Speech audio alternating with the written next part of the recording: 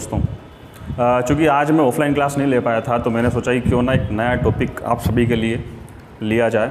आज जब मेरे को समय मिला तब तो मैंने एक नया टॉपिक लिया है और साथ ही इस क्लास को, चूँकि हम लोग अभी क्लास जो हमारी लेते आ रहे थे उसको हमने जंतु से मानव बनाने वाली क्लास कहा था, मगर इस क्लास को मैंने कुछ और कहा। इसको मैंने कहा है मुगालते दूर करने वाली क्लास। मुगालते दूर करना मतलब आपको पता है, मैं हमेशा कहता हूँ आप कुत्ता पालो, बिल्ली पालो, शेर पालो, चूहा पालो, हाथी पालो, भालू पालो, जो पालना पालो, मगर है ना मुगालते मत पालो जीवन में, है ना। मुगालते मतलब वहम मत पालो, वहम। ठीक है दोस्तों, तो मुगालते से मेरा सेंस यहाँ पे क्या है? मेरा सेंस ये है कि हमारा जो टॉपिक है वो है विज्ञान की प्रमुख शाखाएं।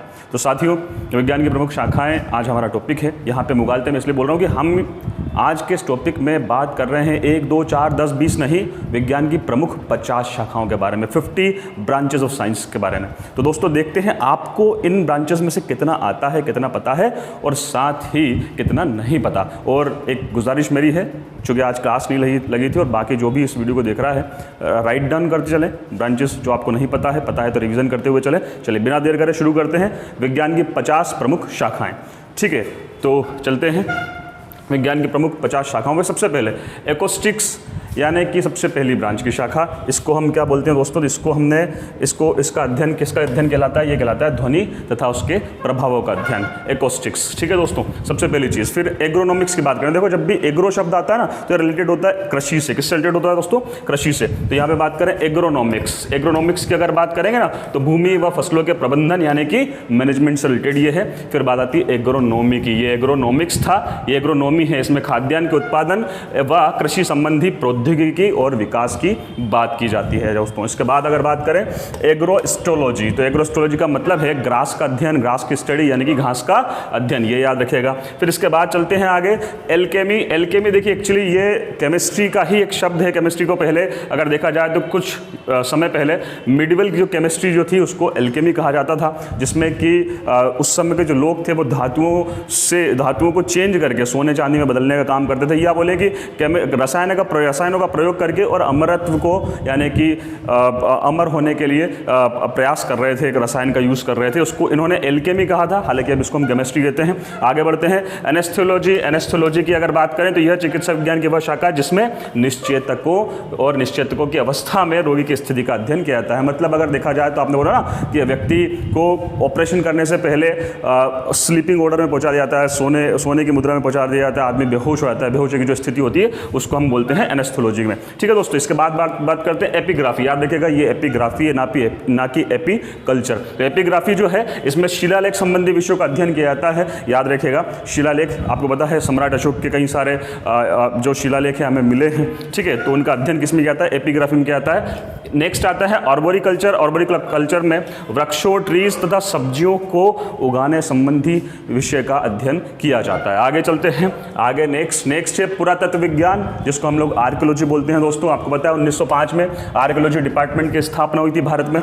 इसको भी याद रखिएगा। प्राचीन ऐतिहासिक स्मारकों और प्राचीन अभिलेखों का अध्ययन क्या कहलाता है? आर्कियोलॉजी कहलाता है। इसके बाद एरेकोलॉजी की अगर बात करें, अच्छा ये आर्कियोलॉजी है, एरेकोलॉजी है, एग्रेक्नोलॉजी है, याद रखिएगा विज्ञान की वह शाखा जिसके अंतर्गत मकड़ियों का अध्ययन किया जाता है दोस्तों। किसका अध्ययन? स्पाइडर्स यानी कि मकड़ियों का अध्ययन किया जाता है। मतलब कि अगर ये है कि कभी स्पाइडरमैन का अगर अध्ययन करना हुआ तो हम उसको क्या बोलेंगे?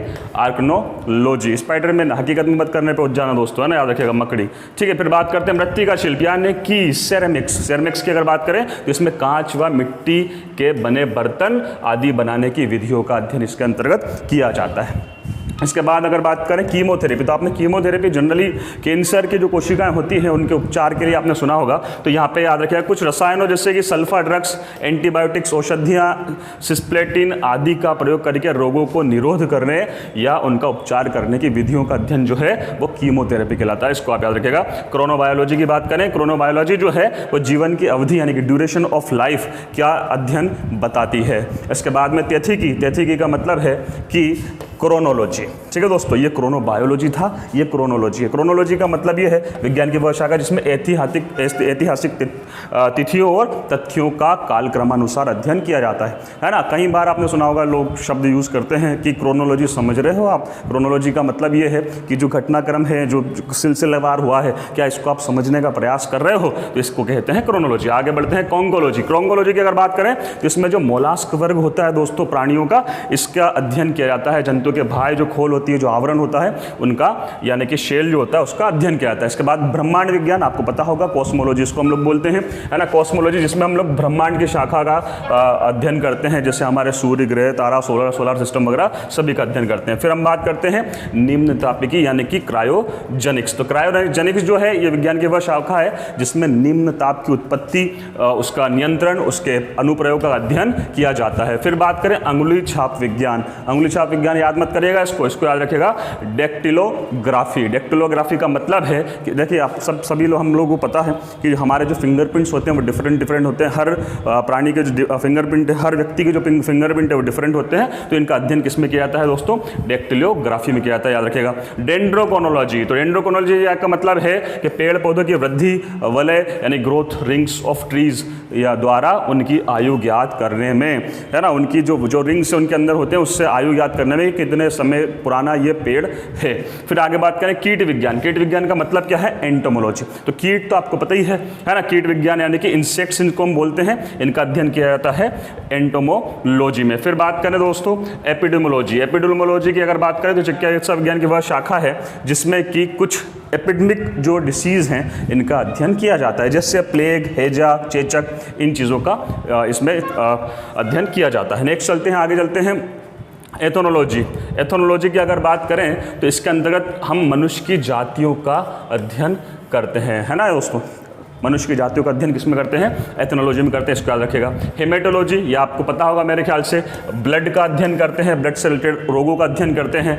हेलमिनोथोलॉजी यानी कि इसके अंतर्गत हम लोग परजीवी जो कृमि होते हैं इनका अध्ययन करते हैं। फिर बात करते हैं उद्यान विभाग। उद्यान विभाग मतलब हॉर्टिकल्चर, तो यहाँ पे उद्यान विभाग से आप इजीली कर सकते हैं। बोटनी की शाखा, इसको आप याद रखिएगा, जिसमें हम लोग फल फूल और सजावट संबंधी जो पौधे होते हैं उनको उगाने की विधि का अध्ययन करते हैं। इसके बाद अगर बात करें नेक्स्ट चीज़ पे आते हैं, नेक्स्ट है आपका होलोग्राफी। होलोग्राम अगर आपने सुना हो, यानी कि लेजर किरणों द्वारा किसी वस्तु का त्रिविमीय यानी कि 3 डायमेंशनल चित्र प्राप्त करने की तकनीक को होलोग्राफी कहते हैं, है ना। उसमें इसको आप याद रखेगा। आगे बढ़ते हैं हाइड्रोडायनामिक्स। हाइड्रोडायनामिक्स की अगर बात करें तो यह भौतिकी की एक शाखा है जिसमें गतिशील द्रव पर कार्य करने वाले बल, दाब एवं उसकी ऊर्जा का अध्ययन किया जाता है। इसको द्रव गतिकी भी बोलते हैं, इसको आप याद रखेगा। आगे बात करें जल चिकित्सा यानी कि हाइड्रोपैथी, मतलब पानी के द्वारा चिकित्सा, जल के द्वारा चिकित्सा, है ना। तो ये इसको भी ऐसे याद रखेगा। जल कृषि यानी कि हाइड्रोपोनिक्स। हाइड्रोपोनिक्स याद रखेगा, यह कृषि की नवीन पद्धति जिसमें मिट्टी के बिना पौधों को खनिज लवण खुले हुए जल में उगाया जाता है, मतलब मिट्टी के बिना जल में पौधों को उगाया जाना, इसको आप याद रखेगा। आगे बढ़ते हैं नेक्स्ट ब्रांचेस की बात करते हैं। जल ध्वनि विज्ञान यानी कि हाइड्रोफोनिक्स, याद रखिएगा। हाइड्रो जब भी शब्द आता है जल से रिलेटेड होता है, पता ही होगा मेरे ख्याल से। विज्ञान की वह शाखा जिसके अंतर्गत ध्वनि तरंगों को जल की सतह के नीचे प्रेषित करके वहां पर उपस्थित पदार्थों का पता लगाया जाता है। ठीक है दोस्तों, फिर आते हैं काइनेस्थेटिक्स पे। तो काइनेस्थेटिक्स का मतलब है एक शब्दों की भाषा जो दूसरी शरीर की भाषा यानी कि बॉडी लैंग्वेज होती है, जिसमें बिना कहे ही शरीर की क्रियाओं द्वारा अंदर के भाव प्रकट हो जाते हैं। इस अनकही शरीर की भाषा को समझने के विज्ञान को ही काइनेस्थेटिक्स कहते हैं दोस्तों, इसको याद रखेगा। फिर बात करें मेट्रोलॉजी यानी कि माप विज्ञान। इस शाखा में अच्छा ये मेट्रोलॉजी है और जस्ट इसके नीचे आप देखेंगे ये मेट्रोलॉजी है, ठीक है। ये मौसम विज्ञान है, ये माप विज्ञान है। थोड़ी सी स्पेलिंग्स में डिफरेंस है। माप विज्ञान में हम लोग METROLOGY कहेंगे और साथ ही मौसम विज्ञान की जब बात होगी तो METEO, है ना, ROLOGY कहेंगे। तो थोड़ा सा डिफरेंस याद रखेगा। माप विज्ञान जिसमें हम वेट और मेजरमेंट की बात करते हैं। मौसम विज्ञान जिसमें हम वायुमंडल और उसमें होने वाले जो परिवर्तन होते हैं उससे रिलेटेड विज्ञान की बात करते हैं। फिर बात करते हैं कवक विज्ञान यानी कि माइकोलॉजी। दोस्तों कवक आपको पता ही है।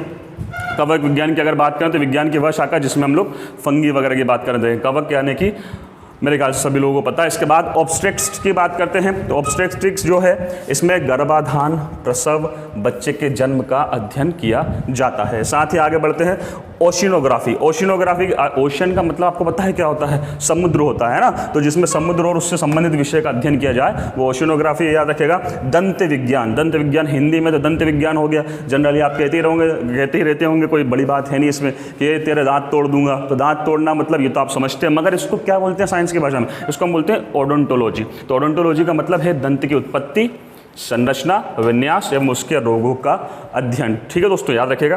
फिर आगे बढ़ते हैं ओनिरोलॉजी। ओनिरोलॉजी की अगर बात करें तो मानव के सपनों का अध्ययन, है ना। और आपको पता है सपने तो सभी को आते हैं, और मेरे को कमेंट में बताइएगा भी सही कि आपको किस प्रकार के सपने आते हैं, किन के सपने आते हैं, ज़रूर बताइएगा। आगे बढ़ते हैं ऑन्कोलॉजी। ऑन्कोलॉजी का मतलब इसमें कैंसर रोग और ट्यूमर का अध्ययन का पता किया जाता है। प्रकाशिकी, ऑप्टिक्स सभी को पता है, फिजिक्स का बहुत अच्छा चैप्टर है। प्रकाश की प्रकृति, गुण, द्रव्य के साथ उसकी अंतर्क्रियाओं का अध्ययन इसमें किया जाता है। फिर बात करते हैं ऑप्थोमोलॉजी। ऑप्थोमोलॉजी में आँख व उसके रोगों का अध्ययन किया जाता है। और जो व्यक्ति पढ़ता है बेचारा, पढ़ता है, उसको तो ज़रूरत पड़ती ही है इसकी, याद रखेगा। इसके बाद आगे बात करें पक्षी विज्ञान यानी कि ऑर्निथोलॉजी, जिसमें हम लोग विभिन्न प्रकार के पक्षियों के स्वभाव, व्यवहार और पर्यावरण के प्रभावों का अध्ययन करते हैं। इसके बाद बात आती है ऑप्टिकल कोहेरेंस टोमोग्राफी। दोस्तों, मानव शरीर के अंदर के भागों को देखने की ये एक नई तकनीक है। जनरली हम मानव शरीर के अंदर के भागों को देखने के लिए सोनोग्राफी का यूज़ करते हैं। ये सोनोग्राफी जो तकनीक है उससे 10 गुना ज़्यादा प्रभावशाली है दोस्तों। इससे 10 गुना ज़्यादा स्पष्ट चित्र हमें मानव शरीर के अंदर के प्राप्त होते हैं। तो नई मेथड है, नया विज्ञान है, नया साइंस है, आगे नई चीज़ आ गई है। यहाँ अगर बात करें ऑप्टिकल कोहेरेंस टोमोग्राफी, आने वाले समय में डॉक्टर लिखता है ना, सोनोग्राफी लिखता है किसी चीज़ के लिए, किसी जाँच के लिए, शरीर के किसी अंग की पता करने के लिए शरीर के अंदर, तो अब वो लिखेगा आपको OCT लिखेगा। क्या लिखेगा?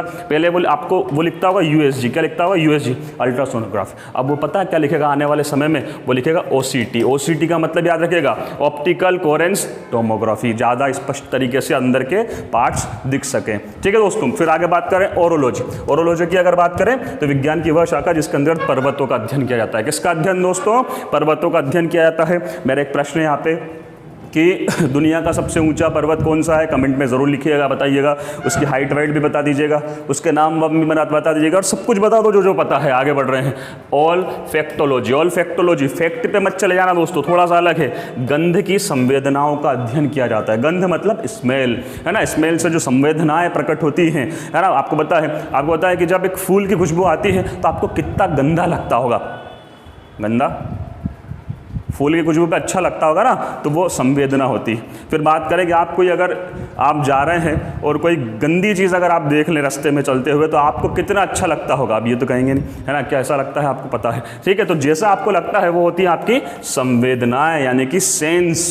ठीक है दोस्तों, तो याद रखिएगा, यह है विज्ञान की वह शाखा जिसके अंतर्गत गंध की संवेदनाओं का अध्ययन किया जाता है, ऑल फैक्टोलॉजी। ठीक है दोस्तों, नेक्स्ट चलते हैं, आगे बढ़ते हैं फल कृषि विज्ञान। फल कृषि विज्ञान का मतलब है पोमोलॉजी। ये तो मेरे ख्याल से पता होगा, है ना, पोमोलॉजी, जिसमें हम लोग फलों का अध्ययन करते हैं। फिर भूकंप विज्ञान, जिसको बोलते हैं, वेरी वेरी इंपॉर्टेंट है, कई बार एग्जाम्स में आता रहता है, सिस्मोलॉजी, सबको पता होगा सिस्मोलॉजी। ठीक है दोस्तों, इसके बाद बात करें चंद्र विज्ञान। चंद्र विज्ञान का मतलब है सेलिनोलॉजी। ठीक है दोस्तों, चंद्रमा की उत्पत्ति, उसकी सतह की बनावट, उसकी गति का अध्ययन किया जाता है सेलिनोलॉजी में, इसको आप याद रखेगा। फिर रेशम कीट पालन विज्ञान यानी कि सेरीकल्चर। कौन सा कल्चर दोस्तों? सेरीकल्चर। ठीक है, याद रखिएगा। रेशम कीट को पालते हैं, रेशम के इंसेक्ट को पालते हैं, कीड़े को पालते हैं, ताकि हमें रेशम मिल सके, सिल्क मिल सके, जिसको सिल्क बोलते हैं जनरली, आपको पता होगा। फिर लास्ट पे आते हैं हम लोग वर्णक्रम विज्ञान या स्पेक्ट्रम विज्ञान। स्पेक्ट्रम विज्ञान ये भौतिकी की एक शाखा है जिसमें स्पेक्ट्रोमीटर, स्पेक्ट्रोस्कोप आदि का प्रयोग कर विभिन्न प्रकारों पदार्थों के वर्णक्रम प्राप्त किए जाते हैं। तो दोस्तों, ये थे वेरी इंपॉर्टेंट ब्रांचेस साइंस की, विज्ञान की सबसे महत्वपूर्ण शाखाएं 50। आपको कितनी इसमें से पता थी? 50 में से कमेंट में बताइएगा। और आपको कितनी नहीं पता थी, कितनी याद करने की ज़रूरत है, ये भी ज़रूर बताइएगा। ठीक है दोस्तों, मिलते हैं।